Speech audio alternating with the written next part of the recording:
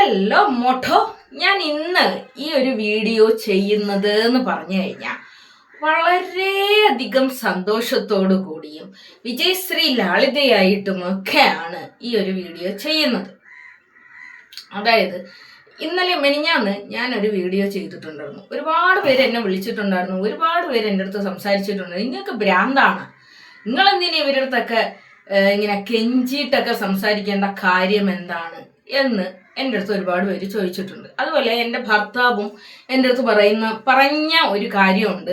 അതായത് ലോകത്ത് ഒരുപാട് ജീവിതങ്ങളുണ്ട്. ആ ജീവിതങ്ങളിലൊക്കെയും തന്നെ ഞാനിങ്ങനെ ഒരു കുട്ടിയുടെ കാര്യം എൻ്റെ ഭർത്താവിൻ്റെ അടുത്ത് പറഞ്ഞപ്പോൾ തന്നെ ഒരു കൊച്ചിൻ്റെ കാര്യം പറഞ്ഞപ്പോൾ അദ്ദേഹം എൻ്റെ അടുത്ത് പറഞ്ഞ ഒരു കാര്യം എന്ന് പറയുന്നത്, ഈ ലോകത്ത് ഒരുപാട് ജീവിതങ്ങളുണ്ട്. ഈ ജീവിതങ്ങളിലൊക്കെ പെട്ടുപോയിട്ടുള്ള ഒരുപാട് കുട്ടികളുമുണ്ട്. ചില ഈ എന്താണ് പറയേണ്ടത്, ഭാഗ്യം കൊണ്ട് ജനിക്കുന്ന ജനിക്കുന്ന കുട്ടികളുണ്ട്. ചില കുട്ടികളെന്ന് പറയുന്നത് ഭാഗ്യത്തിൻ്റെ അകത്തൊന്നും കാണൂല. ഭാഗ്യം എന്ന് പറയുന്നത് ചില ആൾക്കാർ വിചാരിക്കുന്നത് സ്വർണവും പണവും വലിയ ആളും പേരും വീടും കാറും ബംഗ്ലാവും ഒക്കെയാണ് വലിയ ഭാഗ്യം എന്ന് ചിന്തിക്കുന്ന മനുഷ്യരുണ്ട്. പക്ഷേ അതൊന്നുമല്ല. ഒരു സേഫായിട്ട് അവരുടെ മാതാപിതാക്കളുടെ സ്നേഹം അനുഭവിച്ച് അവരുടെ കെയറിങ്ങിൽ വളരെ ശാന്തസുന്ദരമായി ഒരു കുട്ടിയെ പോലെ, ഒരു കുഞ്ഞ് ഉറങ്ങുന്നത് എങ്ങനെയാണ്, അതിൻ്റെ അമ്മയുടെ മടിയിൽ ഒരു കുഞ്ഞ് ഉറങ്ങുന്നത് എങ്ങനെയാണ്, ആ കുട്ടിക്ക് അറിയാം തനിക്കൊന്നും സംഭവിക്കില്ല. കാരണം താൻ ഉറങ്ങുന്നത് തൻ്റെ സ്വന്തം അമ്മയുടെ മടിയിലാണ്. അപ്പോൾ അവിടെ തനിക്കൊന്നും സംഭവിക്കില്ല എന്ന് പറഞ്ഞ് കഥ വിട്ടുറങ്ങുന്ന കുട്ടിയെ പോലെ ജീവിക്കാൻ ഒരു മനുഷ്യന് സാധിക്കണം. അതാണ് ഒരു മനുഷ്യന്റെ ഭാഗ്യം എന്ന് പറയുന്നത്. ഈ ലോകത്ത് ഒരുപാട് മക്കള് ജീവിക്കുന്നുണ്ട്, ഒരുപാട് ജീവിതങ്ങളും ഉണ്ട്. ഇവരെ ഒക്കെയും തന്നെ നമുക്ക് രക്ഷപ്പെടുത്താനോ അല്ലെങ്കിൽ ഇവരുടെയൊക്കെ പ്രശ്നങ്ങൾ നമ്മൾ കേട്ടിട്ട് നമുക്ക് ആ പ്രശ്നങ്ങളെ ആ പ്രശ്നങ്ങളിൽ നിന്ന് ഇവരെ രക്ഷിക്കാനോ ഒന്നും എല്ലാവർക്കും സാധിക്കണമെന്നൊന്നുമില്ല. അപ്പം നമ്മൾ അതിനെക്കുറിച്ച് ആലോചിച്ച് ടെൻഷനായി വെറുതെ ഇങ്ങനെ സത്യത്തിൽ സ്വന്തം മക്കളെ കുറിച്ച് ചിന്തിക്കുക അല്ലെങ്കിൽ അതിന് വേണ്ടുന്ന കാര്യങ്ങൾ ചെയ്യുക, ആ കാര്യങ്ങളൊക്കെ ചെയ്യേണ്ടത് മാതാപിതാക്കളാണ്. അപ്പൊ മാതാപിതാക്കൾക്ക് പോലും വേണ്ടാത്ത കുട്ടികളെ കുറിച്ച് ആലോചിച്ച് നീ എന്തിന് തല പുണ്ണാക്കുന്നു, നീ എന്തിനു ഉറക്കമില്ലാതെ ചില രാത്രികളിൽ ഞാനിങ്ങനെ എണീറ്റിരുന്ന് ഇങ്ങനെ ടെൻഷനാവും. കാരണം അയ്യോ എന്താണ് ഇതൊക്കെ കേൾക്കുന്നതും കാണുന്നതും ഒക്കെ, ഇങ്ങനെ എന്താണ് ഒരു 2 കൈ തല്ലി ഒടിച്ച നമ്മളെ അഷ്കറിന്റെ രണ്ടാം ഭാര്യയുടെ കുട്ടിയുടെ ഒരു കഥ. അന്ന് ഞാൻ ഉറങ്ങിയിട്ടില്ല, എനിക്ക് ഉറങ്ങാൻ പറ്റുന്നില്ല. കാരണം എൻ്റെ ആച്ചുപ്പൂൻ്റെ അത്രയേ ഉള്ളൂ. ആ കുഞ്ഞ് ചിരിക്കുകയും കളിക്കുകയും അതിന് സത്യത്തിൽ അതിന് അടി കിട്ടുന്നത് എന്തിനാന്ന് പോലും ആ പാവം പിടിച്ച മോന് അറിയാൻ പാടില്ല. അവസാനം ആ അടിയും വേദനയും വിഷമങ്ങളെല്ലാം ബാക്കി വെച്ച് ആ കുഞ്ഞ് ലോകത്തോട് വിട പറഞ്ഞു.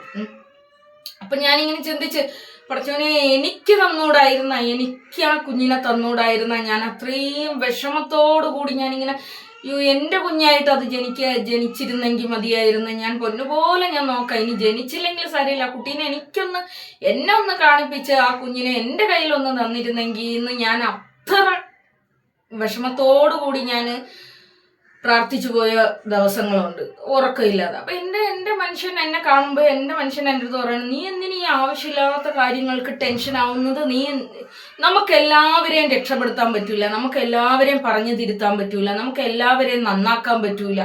അപ്പോൾ നമ്മൾ എന്ത് ചെയ്യണം, പോകുന്ന വഴിയെ അടിക്കുന്ന വഴിയെ പോയില്ലെങ്കിൽ പോകുന്ന വഴിയെ അടിക്കുക, എന്നിട്ട് നേരെ ഒന്നില്ലെങ്കിൽ വിട്ടുകളയുക. ഇതാണ് അദ്ദേഹം പറയുന്ന ഒരു പോളിസി. അപ്പൊ എന്തായാലും ഈ ഒരു കാര്യം ഞാൻ നിങ്ങൾക്ക് പറഞ്ഞതെന്ന് നിങ്ങൾക്കിപ്പോൾ മനസ്സിലായി കാണും. ഇനി അതവിടെ നിൽക്കട്ടെ. കുറെ ഈ ഒരു അല്ലുടായ്പ ടീംസിന്റെ, അതായത് എൻ്റെ വീഡിയോക്ക് വരുന്ന കുറച്ച് കമന്റ്സിനൊക്കെ ഉള്ള ഒരു മറുപടിയാണ് ഇതില്. സത്യം പറഞ്ഞു കഴിഞ്ഞാൽ എൻ്റെ വീഡിയോ ഫസ്റ്റ് മുതലേ കാണുന്ന ആളുകളല്ല, 1.5 വർഷം എങ്ങാണ്ടായി ഞാൻ വീഡിയോ ചെയ്യുന്നത്. ഈ വീഡിയോകളിൽ എൻ്റെ വീഡിയോസ് ഇപ്പോൾ കാണുന്ന ചില ആൾക്കാർ വന്നിട്ട് എനിക്കൊരു ഗുണ്ടാ പരിവേഷമൊക്കെ തന്ന് ഇങ്ങനെ നിർത്തിയിട്ടുണ്ട്. അപ്പം അവിടെ നിങ്ങൾ കാണാതെ പോയ കുറേ കാര്യം, അല്ലെങ്കിൽ കണ്ടിട്ടും കാണാത്തത് കണക്കിന് ആക്ട് ചെയ്യുന്ന കുറേ അധികം കാര്യങ്ങൾ ഞാൻ പറഞ്ഞു തരാം. അതായത് ഞാൻ വീഡിയോകൾ ചെയ്ത് വന്ന ഒരു സമയത്ത് എന്നെ വെല്ലുവിളിച്ചു. എൻ്റെ ചാനൽ വളരെ ചെറുതാണ്, അതായത് അന്ന് എനിക്ക് 3000 സബ്ബെങ്ങാണ്ടേ ഉള്ളൂ കേട്ടാ. 3000 സബ്ബുള്ള നീ എന്നെ എന്താക്കാനാ, മോളെ 3000 സപ്പുള്ള നീ എന്നെ എന്താക്കാനാ എന്നൊക്കെ ചോദിച്ചും കണ്ടിരുത്തി വന്നിട്ടുണ്ടായിരുന്നു.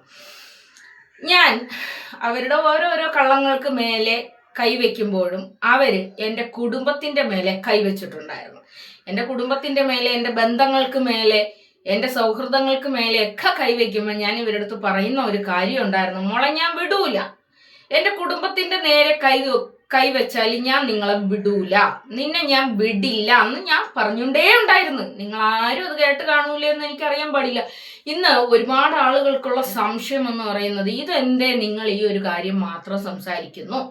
എടാ, എനിക്ക് ഈ കാര്യം മാത്രം സംസാരിക്കാനുള്ളൂ, ഈ കാര്യം മാത്രമേ എനിക്ക് സംസാരിക്കാനുള്ളൂ. നിങ്ങൾ അതൊന്ന് മനസ്സിലാക്ക്.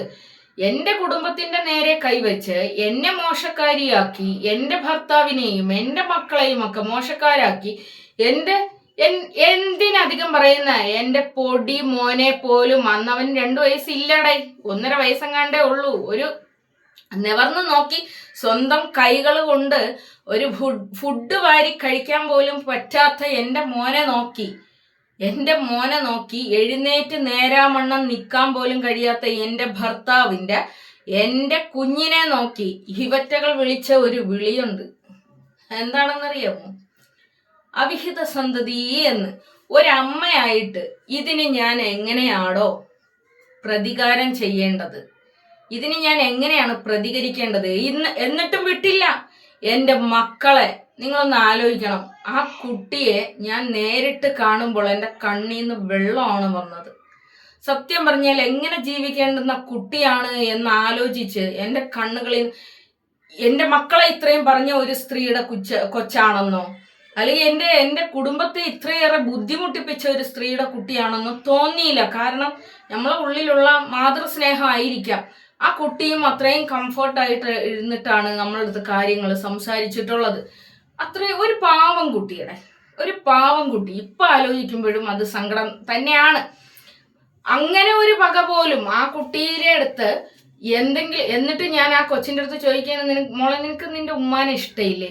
ഇഷ്ടമുണ്ട് ആൻറ്റി, എനിക്ക് എൻ്റെ ഉമ്മാനെ ഇഷ്ടമാണ് ആൻറ്റി എന്ന് പറയുന്ന ആ മോളിനെ ശരിക്കും ആ മോളെ എന്തെല്ലാമാണ് ഒരു നുണച്ചിയായി ചിത്രീകരിച്ചു, പറഞ്ഞ് ഇങ്ങനെ കീ കൊടുത്ത് ഒട്ടിക്കുന്ന ബൊമ്മയായിട്ട് ചിത്രീകരിച്ചു. എന്തെല്ലാം മോശം, ആ മോളെ എന്തെല്ലാം തരത്തിൽ പഠിക്കാത്തവളായിട്ട് ചിത്രീകരിച്ചു.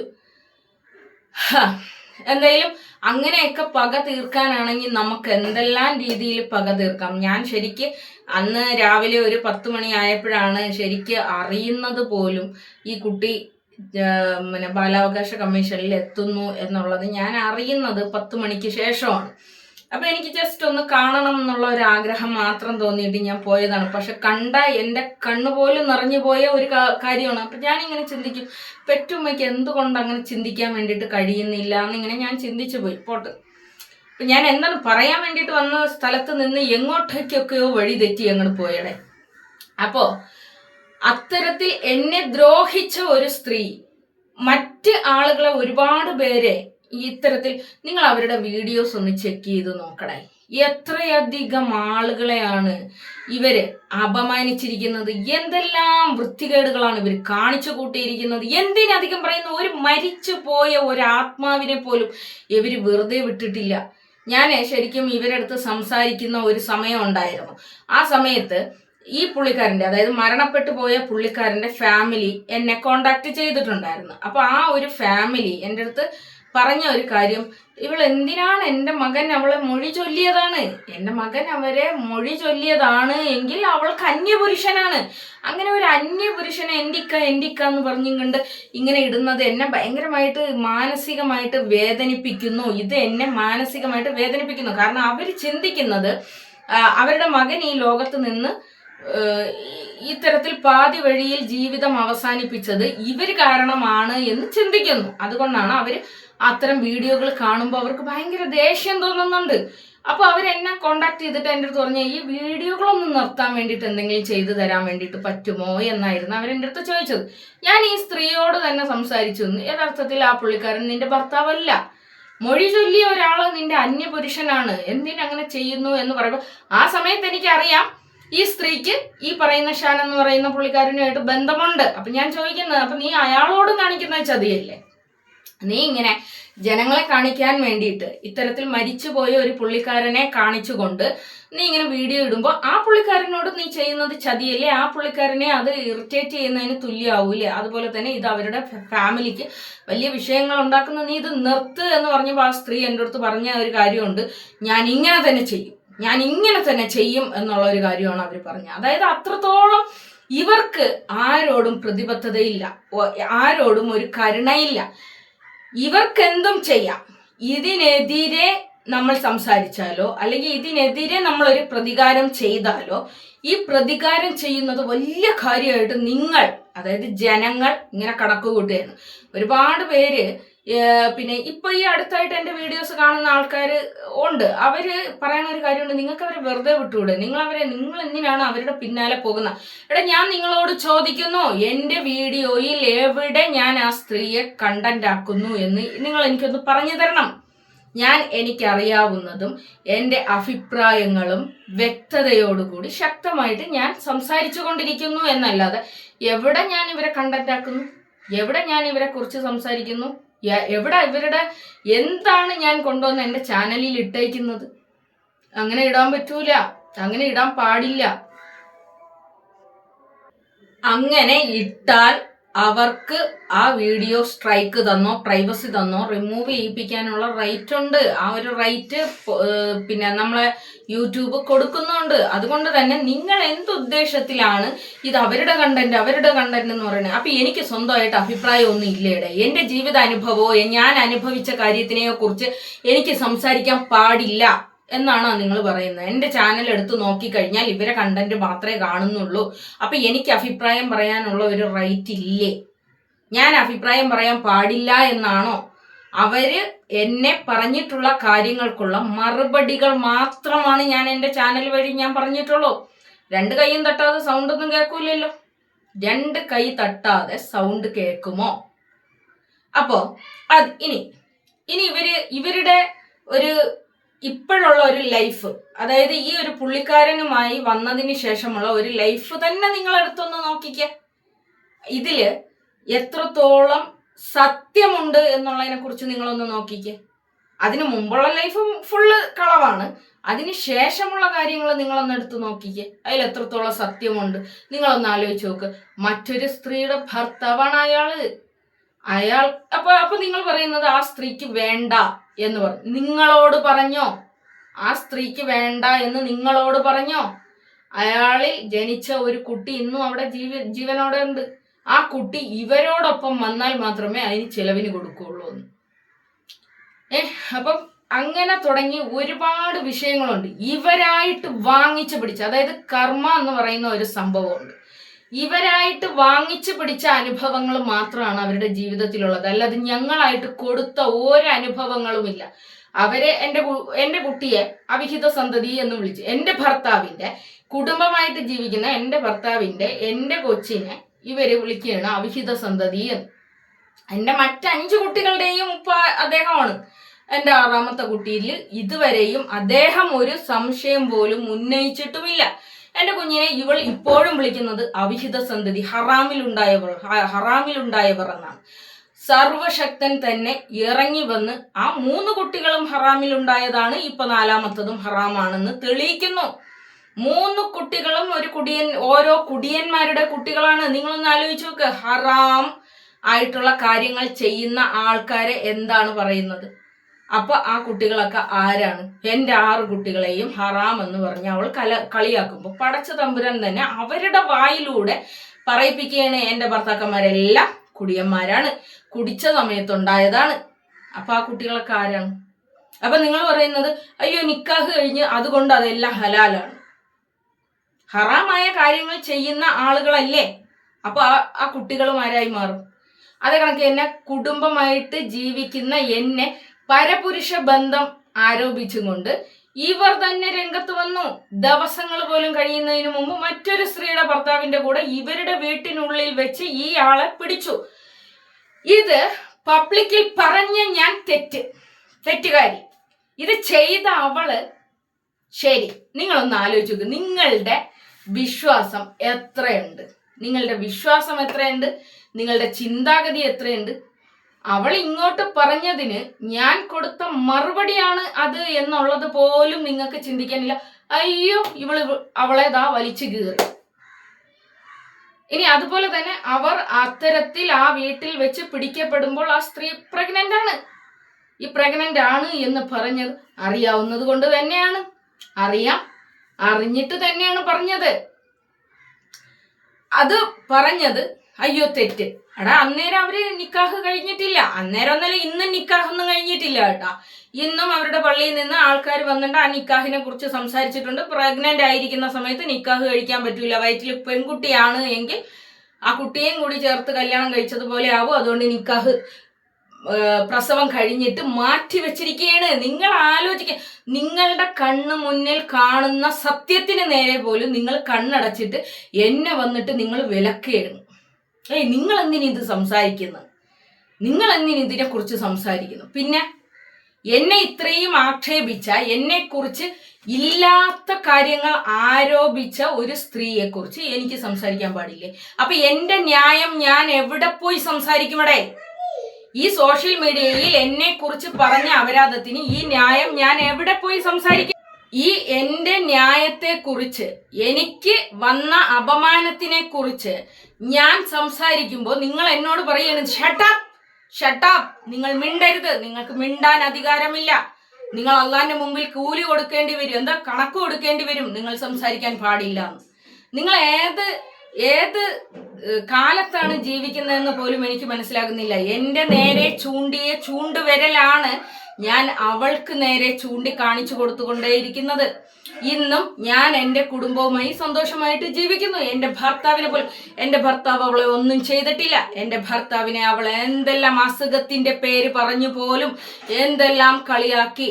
എൻ്റെ നിറം, എൻ്റെ ജാതി, എൻ്റെ വർണ്ണം, നിറവും വർണ്ണമൊക്കെ ഒന്നല്ലേ, എൻ്റെ കുടുംബം, എൻ്റെ അച്ഛൻ, എൻ്റെ അച്ഛൻ്റെ പേരാണ് എൻ്റെ വിവാഹത്തിന് മുമ്പുള്ള എൻ്റെ എല്ലാ സർട്ടിഫിക്കറ്റുകളിലും എൻ്റെ അച്ഛൻ്റെ പേര് വെണ്ടയ്ക്ക അക്ഷരത്തിലുണ്ട്. ഇപ്പോഴും ആ ഞാൻ ലൈസൻസ് എടുത്തിട്ട് 26 കൊല്ലം ആകുന്നു. ഈ 26 കൊല്ലത്തിന് മുമ്പ്, അതായത് എൻ്റെ കല്യാണം കഴിഞ്ഞിട്ട് 19 കൊല്ലമേ ആയിട്ടുള്ളൂ. അതിനു മുമ്പ് ഞാൻ എടുത്ത എൻ്റെ ലൈസൻസിൽ എൻ്റെ അച്ഛൻ്റെ പേര് വെണ്ടയ്ക്ക അക്ഷരത്തിൽ കൊടുത്തിട്ടുണ്ട്. അതിൽ അദ്ദേഹത്തിന്റെ പിതാവിന്റെ പേരും കൊടുത്തിട്ടുണ്ട്, എൻ്റെ അച്ഛന്റെ പേരും അദ്ദേഹത്തിന്റെ പിതാവിന്റെ പേരും കൊടുത്തിട്ടുണ്ട്. അങ്ങനെയുള്ള എന്നെ നോക്കിയിട്ട് അവള് വിളിക്കുകയാണ്, നിന്റെ ഉമ്മ പിഴച്ചല്ലേ പെറ്റത്. ദിവസങ്ങൾ പോലും കഴിയുന്നതിന് മുമ്പ് അവരുടെ വായിൽ നിന്ന് തന്നെ അവളുടെ സ്വന്തം ഉമ്മയെ കുറിച്ച് അത് പറയുകയാണ്. മറ്റൊരു അതും നിങ്ങൾക്ക് മനസ്സിലാകുന്നില്ല. എന്താണ് ഇത് കർമ്മയാണ് എന്ന് പോലും മനസ്സിലാക്കാൻ വേണ്ടിയിട്ടുള്ള കഴിവില്ലാതെ വീണ്ടും വന്നിട്ട് അവരുടെ സത്യങ്ങൾ മുഴുവൻ വിളിച്ചു പറഞ്ഞത് അവര് തന്നെയാണ്, ഞാനല്ല. അവര് പറഞ്ഞതിന് ശേഷം അതിലെ നൂലാമാലകളെ കുറിച്ചും അതിലെ ഇത്തിരി ഇല്ലാത്ത പൊട്ടും പൊടികളെ കുറിച്ച് ഞാൻ സംസാരിച്ചിട്ടുണ്ട്. ഞാൻ അതിനെക്കുറിച്ച് അന്വേഷിച്ച് അറിഞ്ഞ കാര്യത്തിനെ കുറിച്ച് ഞാൻ സംസാരിച്ചിട്ടുണ്ട്. എന്തിനധികം പറയുന്ന, ജീവിതത്തിലേക്ക് കാലെടുത്ത് വെച്ചിട്ട് പോലും ഇല്ലാത്ത എൻ്റെ മകളെ പോലും എത്ര വൃത്തികേട് പറഞ്ഞ് ദിവസങ്ങൾ പോലും കഴിയുന്നതിന് മുമ്പ് അവർ നേരിടേണ്ടി വന്ന കാര്യത്തിനെ കുറിച്ച് നിങ്ങളൊന്ന് ആലോചിച്ച് നോക്ക്. എന്നിട്ടും വന്നിട്ട് നിങ്ങൾ എൻ്റെ വീഡിയോയ്ക്ക് താഴെ എനിക്ക് കമന്റ് ഇടുന്നു, ഞാൻ അഹങ്കാരിയാണ്, ഞാൻ തോന്നിയവാസിയാണ്, ഞാൻ ആണുങ്ങൾ പറഞ്ഞാൽ അനുസരിക്കാത്തവളാണ്. ഞാൻ ആണുങ്ങൾ പറഞ്ഞാൽ അനുസരിക്കാത്ത ഒരാളാണ് എങ്കിൽ എൻ്റെ കൂടെ എൻ്റെ ഭർത്താവ് ഇന്ന് കാണില്ല. എനിക്ക് 3 ആൺമക്കളാണ്. എൻ്റെ മക്കളൊക്കെയും എന്നെ അത്രയധികം സ്നേഹിക്കുന്ന മക്കളുമാണ്. എൻ്റെ മോന് 16 വയസ്സായി. ഞാൻ എവിടെ പോയാലും ഉമ്മച്ചി എവിടെ പോയി, എന്ത് ചെയ്യുന്നു. ഞാനൊരു എക്സാമ്പിൾ പറയാം. എൻ്റെ പൊടിമോൻ രാവിലെ എണീറ്റ്, നമ്മളെ അടുക്കള എന്ന് പറയുന്നത് ടൈലിട്ടതാണ്, ഫുള്ള് ടൈലാണ്. ഈ ടൈലിൽ ആ മോൻ വന്നിട്ട് മൂത്രമൊഴിച്ചു. ഞാനിത് കാണുന്നില്ല. ഞാൻ എണീറ്റ് പോയി ഇതിൽ ചറുകി ഞാൻ വീണ് എൻ്റെ വിരലൊന്ന് ഒന്ന് ചളിങ്ങി, വിരൽ ഭയങ്കരമായിട്ട് ഇടിച്ചിട്ട് ഞാനങ്ങ് ഭയങ്കര നിലവിളിക്കുകയാണ്. എൻ്റെ 6 കുട്ടികളും കിടന്നുറങ്ങുകയാണ്. ഈ ഉറങ്ങുന്ന സമയത്താണ് ഞാൻ ഈ നിലവിളിക്കുന്നത്. എൻ്റെ 6 മക്കളും 6 സ്ഥലത്ത് നിന്ന് എണീറ്റ് ഓടി വന്ന് എന്നെ എന്തുപറ്റി എന്ന് ചോദിക്കുകയാണ്. അപ്പൊ അങ്ങനെ ജീവിക്കുന്ന എന്നെ നോക്കിയിട്ട്, ഇതിപ്പോ ഞാൻ വെറുതെ പറഞ്ഞതാണ്, ഈ ഒരു കാര്യം ഞാൻ എൻ്റെ ജീവിതത്തിൽ നടന്നു പോയ ഒരു സംഭവം ആയതുകൊണ്ട് വെറുതെ പറഞ്ഞതാണ്. അപ്പൊ അത്രയും സൗഭാഗ്യത്തിൽ ജീവിക്കുന്ന എന്നെ നോക്കിയിട്ട് ഇവള് കൊരക്കേ പറയാണ്, വീണ്ടും വീണ്ടും പറയാണ് എന്തെന്നാണ്, ഇവൾക്ക് സമ്പത്തില്ല, സ്വത്തില്ല. അതെ, എനിക്ക് സമ്പത്തില്ല, എനിക്ക് കയറി കിടക്കാൻ ഒരു വീടില്ല, എനിക്ക് സ്വത്തില്ല, ഞാൻ ഒരിടത്തും പറയുന്നില്ല എനിക്കിതെല്ലാം ഉണ്ട് എന്ന്. എനിക്ക് കക്കൂസില്ല, അവള് പറയുന്നേ എനിക്ക് കക്കൂസില്ല, എനിക്ക് നിറമില്ല, എനിക്ക് ചന്തമില്ല. അതെ, എൻ്റെ മോള് 18 വയസ്സായി. 18 വയസ്സിൽ കല്യാണം കഴിച്ചു കൊടുക്കുന്ന പ്രായമായിരുന്നെങ്കിൽ അവക്ക് പെണ്ണാലോചിക്കേണ്ട സമയമായി, അല്ല ആണാലോചിക്കേണ്ട സമയമായി. ഞാൻ വയസ്സായി, 2 വർഷം കഴിഞ്ഞ് ഞാൻ അമ്മുമ്മയായി. അമ്മുമ്മയായ എന്നെ നോക്കിയിട്ട് പറയുന്നത് നിന്റെ പല്ല് പോയില്ലേ, നിന്റെ മുടി നരച്ചില്ലേ. അതേടോ, ഞാൻ വയസ്സായി, എനിക്കിനി കല്യാണം കഴിക്കേണ്ട കാര്യമില്ല, എൻ്റെ സൗന്ദര്യം സംരക്ഷിച്ചും കൊണ്ട് എനിക്ക് നടക്കേണ്ട കാര്യമില്ല. എൻ്റെ കൂടെ എൻ്റെ ഭർത്താവുണ്ട്, എൻ്റെ മക്കളുണ്ട്, ജീവിതം ആസ്വദിച്ച് ഞാൻ ജീവിച്ച ഒരാളാണ്, ഇപ്പോഴും ജീവിക്കുന്ന ഒരാളാണ്. ഇത് കേട്ടിട്ടും നിങ്ങൾക്ക് അതൊക്കെ സുഖം, അതൊക്കെ നല്ലത്. അത് കഴിഞ്ഞ് നിങ്ങളൊന്ന് ആലോചിച്ച് നോക്ക്, ഇവൾ അഹങ്കരിക്കുന്ന ദിവസങ്ങൾ ഇവളുടെ വീഡിയോസിൽ ഇവൾ അഹങ്കരിക്കുന്ന ദിവസങ്ങൾ കഴിഞ്ഞ് കഴിഞ്ഞാൽ അടുത്ത ദിവസം ഇവൾ കരഞ്ഞ് നിലവിളിച്ചും കൊണ്ട് അവൾ വരും. അവൾക്ക് എന്തെങ്കിലും ഒരു പ്രശ്നം പടച്ച റബ്ബ് ഇട്ട് കൊടുക്കും. അത് റബ്ബ് ഇട്ട് കൊടുക്കുന്നതാണെന്ന് പോലും മനസ്സിലാക്കാതെ വീണ്ടും എൻ്റെ നെഞ്ചത്തോട്ട് കയറി വരും. എന്തുവാടേ ഇത്?